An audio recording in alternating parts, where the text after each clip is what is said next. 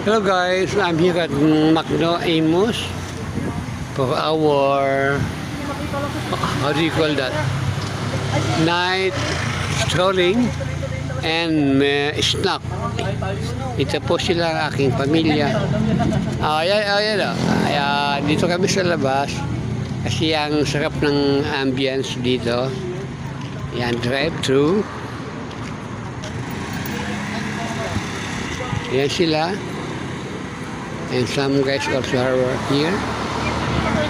Ito po ay bali highway yata to. Napakalawak po ng parking nila dito sa Imos. Ang ganda po ng place.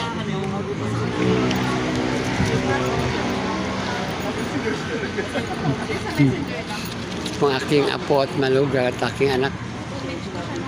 Okay guys, we hope to see you here and happy strolling. Meron pa ditong guard. Dog guard. Ayun pa, may aso pa sa kaunan.